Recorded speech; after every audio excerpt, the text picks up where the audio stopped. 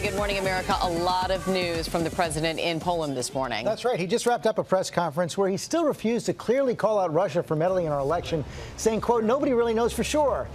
And in minutes, the president's set to give what the White House is calling a major speech at the memorial of the Warsaw Uprising against Nazi Germany during World War II.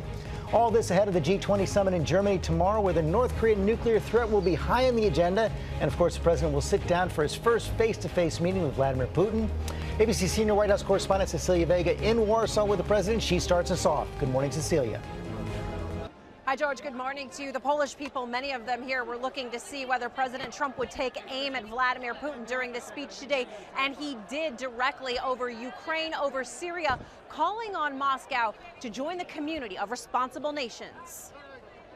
Just a day before their high-stakes meeting, President Trump in Poland delivering a message to Vladimir Putin. The West is also confronted by the powers that seek to test our will to meet new forms of aggression, including propaganda, financial crimes, and cyber warfare. We urge Russia to cease its destabilizing activities in Ukraine and elsewhere, and to instead join the community of responsible nations in our fight against common enemies. But in a press conference before that speech, a different tone, the president hedging when asked if he believes Russia interfered in the election.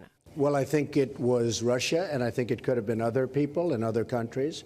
Could have been a lot of people interfered. And I won't be specific, but I think a lot of people interfere. I think it's been happening for a long time. It's been happening for many, many years. He went on to compare the intelligence on Russia's hacking to the reports of weapons of mass destruction in the lead up to the Iraq war. I remember when I was sitting back listening about Iraq, weapons of mass destruction, how everybody was 100% sure that Iraq had weapons of mass destruction.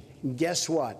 That led to one big mess. They were wrong, and it led to a mess. So it was Russia, and I think it was probably others also. U.S. intelligence agencies, however, have not hedged, concluding that Russia meddled in the 2016 election with the hopes of giving President Trump a boost. And today, President Trump again turned the attack on his predecessor. He did nothing about it.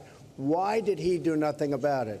He was told it was Russia by the CIA, as I understand it. It was well reported, and he did nothing about it. They say he choked. Now it's all eyes on tomorrow's meeting. Sources tell ABC News the president is not likely to confront Putin about election meddling. One senior administration official says the whole thing could be a waste of time and, quote, a loser of a topic. But President Trump has been preparing. His national security team prepping briefing books about U.S.-Russia relations, even though the president notoriously hates them and prefers charts and graphs instead.